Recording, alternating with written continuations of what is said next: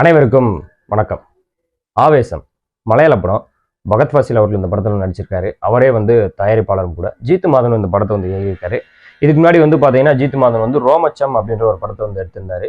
அது பார்த்தீங்கன்னா மலையாளத்தில் தேட்டர்லையும் பெரிய வரவேற்பு. ஓடிடிக்கு வந்ததுக்கப்புறம் பார்த்தீங்கன்னா தமிழ் ஆடியன்ஸ்டையும் ஒரு பெரிய ஒரு வரவேற்பு இருந்துச்சு. அது மட்டும் இல்லாமல் அந்த டேன் அப்படின்னு சொல்லிட்டு ஒரு பிஜிஎம் போட்டுட்டு ரீல்ஸ் பண்ணாத ஆள் கிடையவே கிடையாது. தமிழ் ஆக்ட்ரஸ்லேருந்து கடைக்கூடிய ஆள் வரையுமே பார்த்தீங்கன்னா அந்த ரீல்ஸை போட்டு பயங்கரமாக ட்ரெண்ட் பண்ணிட்டு இருந்தாங்க. இப்போ அப்படி ஒரு டைரக்டர் இப்போ பகத் ஃபாசில் மாதிரியான ஒரு இன்டர்நேஷனல் அளவுக்கு ஸ்கோப் உள்ள ஒரு ஆக்டரோட படம் பண்ணும்போது கண்டிப்பாக பார்த்தீங்கன்னா ஒரு பெரிய எதிர்பார்ப்பு இருக்கும். அந்த எதிர்பார்ப்பு தான், அந்த கிரேஸ் தான் பார்த்தீங்கன்னா சவுத் ஜோனில் இருக்கக்கூடிய தேட்டரில் கூட மலையாள படம் சப்டைட்டிலோட போடுற அளவுக்கு பார்த்தீங்கன்னா ஒரு பெரிய கிரேஸ் உருவாக்கியிருக்கு அப்படின்னு கூட நம்ம சொல்லலாம். சமீப காலமாக பார்த்தீங்கன்னா கோலோச்சி இருக்கு மலையாள படங்கள், அதுவும் தமிழ் திரையரங்குகளில். எனக்கு தெரிஞ்சு இந்த எலெக்ஷன் முடிஞ்சிருச்சு. இனிதான் நெக்ஸ்ட் வீக்ல தான் பார்த்தீங்கன்னா விஷால் அவர்கள் படம் வருது. இதுக்கப்புறம் தமிழ் படங்கள் கோலோச்சிறதுக்கு வாய்ப்பு இருக்கும்னு நினைக்கிறேன். ஒருவேளை இப்படியே விட்டா தமிழ் சினிமாவில் பார்த்தீங்கன்னா நிறைய சவுத் ஜோன்லேயே இப்போ மலையாள படங்கள் வருது அப்படின்ற பட்சத்தில் பெருவாரியான இடங்கள்ல மலையாள படமே கோலோச்சுறதுக்கு நிறைய வாய்ப்பு இருக்கும் அப்படின்னு எனக்கு தோணுது.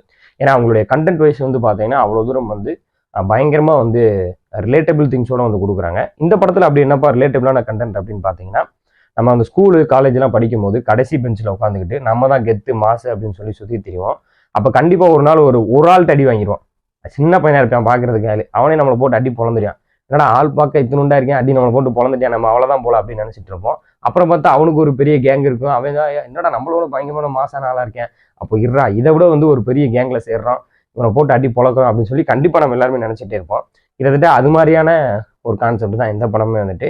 இதுக்கு மேலே நான் எல்லாரும் சொன்னேன்னா அது ஸ்பாய்லர் மாதிரி ஆயிரும். நீங்கள் எல்லாருமே படத்தில் போய் பாருங்க, அந்த கேங் யாரு, அந்த கேங்கோட ஹெட் யாரு, அவங்க அந்த பசங்க சேர்ந்து என்ன ஆறாங்க, அதுக்கப்புறம் படிக்க வந்த பசங்க என்ன மாதிரியான ஒரு லைஃபை தேடி போறாங்க அப்படின்ற மாதிரி ஒரு விஷயத்த ரொம்ப ஜாலியா ரொம்ப அழகா கிட்டத்தட்ட இது பார்த்தீங்கன்னா ரொம்ப ஒரு டிஸ்கஷனா ரொம்ப சீரியஸா பேச வேண்டிய ஒரு கண்டென்ட். அது ரொம்ப அழகா ஜாலியா படிக்க வந்தியா சேர்ந்தியா சுத்துனியா படிக்கலனா என்ன ஆகும் அப்படின்ற மாதிரி ஒரு விஷயத்த பார்த்தீங்கன்னா ரொம்ப அழகா பேசியிருந்தாங்க அந்த படத்துல. அதுதான் எனக்கு ரொம்ப பிடிச்சிருந்துச்சு. எனக்கு இன்னும் ஒரு பிடிக்காத ஒரு விஷயமா என்ன இருந்துச்சு அப்படின்னு பார்த்தீங்கன்னா, அது ரோமச்சத்துலேயும் இருக்கட்டும், இந்த படத்துலையும் இருக்கட்டும், இயக்குனர் டீல் பண்ற அந்த ட்ரக்ஸை டீல் பண்ற விதம், அது என்ன அப்படின்னா ரொம்ப ரொம்ப யங்ஸ்டர்ஸ் இன்ஃப்ளூயன்ஸா இருக்கு அப்படின்ற விஷயத்த சுட்டி காட்டி ஒரு காட்சி அமைப்புல வைக்கலாமே தவிர அதை க்ரோம் பண்ணியோ அல்லது அதை ரொமான்டிசைஸ் பண்ணியோ காட்ட வேண்டிய அவசியம் கிடையாது. ஏன்னா ரோமச்சம் அதுலேயுமே பார்த்தீங்கன்னா அப்படிதான் ரொம்ப ரொமான்டிசைஸ் பண்ணி காமிச்சிருந்தாரு. இதுலையுமே பார்த்தீங்கன்னா ரொம்ப ரொம்ப ரொமான்டிசைஸ் பண்ணி தான் காமிச்சிருந்தாரு. எனக்கு அதை பார்க்கும்போது பெருசா உடன்பாடு இல்லை அந்த காட்சிகளில். அது பெரிய ரசிக்கும்படியா சில பேர் என்ஜாய் பண்ணி யங்ஸ்டர்ஸ்லாம் டே பாரு அப்படி சீன் இப்படி சீன் அப்படின்ற மாதிரி சொன்னாலும் எனக்கு பெருசா பார்த்தீங்கன்னா அது கனெக்ட் கூட ஆகவே இல்லாத மாதிரி தான் இருந்துச்சு. அதே டயத்துல சுஷின் சாமரோடைய பிஜிஎம் அடிச்ச பட்டையை கிளப்பிக்கிட்டு இருக்காரு மலையாள சினிமாக்கள்ல. எல்லா படத்துக்கும் அவர் தான் மியூசிக்கு. ரோமாச்சமா இருக்கட்டும், மஞ்சுமல் பாய்ஸா இருக்கட்டும், இப்போ பார்த்தீங்கன்னா நம்ம ஆவேசமா இருக்கட்டும், இந்த எல்லா படத்துலையுமே பார்த்தீங்கன்னா அவரோட பேக்ரவுண்ட் ஸ்கோர் படத்துக்கு பெரிய பக்கபலமாகவும் அதே டயத்தில் ட்ரெண்டிங் மியூசிக்காக இருக்கு. மலையாளத்துல இருந்து இந்த மாதிரி ட்ரெண்டிங்காக இப்போதான் மியூசிக் எல்லாமே ஆல்பம்ஸ் எல்லாமே வெளியில கேட்கப்படுது. ஆனால் எனக்கு தெரிஞ்சு இதை விட நல்ல நல்ல பாடல்கள்லாம் பார்த்தீங்கன்னா வித்யாசார் மாதிரியான டைரக்டர்ஸ்லாம் அங்கே போயே போட்டிருக்காங்க. ஆனால் அதெல்லாம் நல்ல குவாலிட்டியான சாங்ஸாக இருக்கும். இது எல்லாமே பார்த்தீங்கன்னா ஒன்று டேஷ் மியூசிக்கு, அப்படி இல்லை அப்படின்னு பார்த்தீங்கன்னா ஒன்று பெப்பி மியூசிக், இந்த மாதிரியான ஒரு டோனில் தான் ஒரு கம்போசிங் ஜோனில் தான் வச்சிருக்காங்க. கம்போசிங் சொல்ல முடியாது, ஒரு அரேஞ்ச்மெண்ட் அப்படின்னு கூட வச்சுக்கலாம். அரேஞ்ச்மெண்ட் ஜோனில் தான் வச்சிருக்காங்க. இந்த படத்துலையும் அந்த வேலையை ரொம்ப சிறப்பாக சுஷின் சாம் பண்ணனால படத்துக்கு பெரிய பக்கபலமாக இருக்கு. அது இலுமினாட்டி பாடல் அப்படின்னு பார்த்தீங்கன்னா ஒரு பாடல்லாம் ரீல்ஸில் பயங்கரமாக ட்ரெண்ட் ஆகிட்டு இருக்கு அப்படின்னு கூட நம்ம சொல்லலாம். பகத் ஃபாசில் இந்த ஆளை பற்றி நான் என்ன சொல்றது, அந்த படத்தை அவர் தான் தயாரிச்சிருக்காப்புல. இருந்தாலும் ஒன் மேன் ஷோ அப்படின்னு சொல்லலாம். அந்த படத்தில் பயங்கரமாக நடிச்சிருந்தாரு. எப்படி ஹியூமர் பண்ணணும், அதே டயத்தில் எந்த இடத்துல பயமுறுத்தணும், நான் ஒரு கேங்ஸ்டரு அப்படின்னு சொல்லி ஒரு சீனு அப்படி பயமுறுத்திட்டு திரும்ப அடுத்த சீன் எப்படி சிரிக்க வைக்கணும், அட்டகாசப்படுத்திட்டாரு.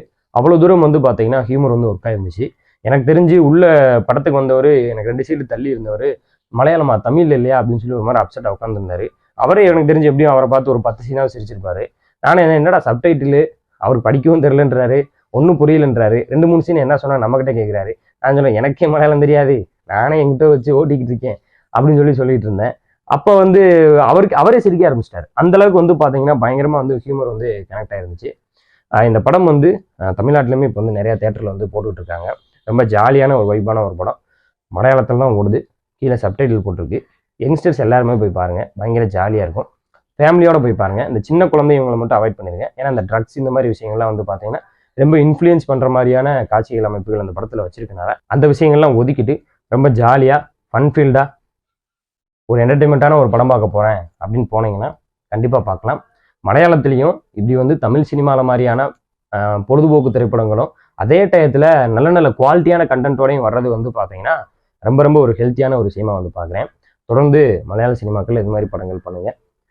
தமிழ் ஆடியன்ஸு மலையாள படம் தமிழ் படம் அப்படின்னு கிடையாது, படம் கண்டிப்பாக போய் பாருங்கள். நன்றி, வணக்கம்.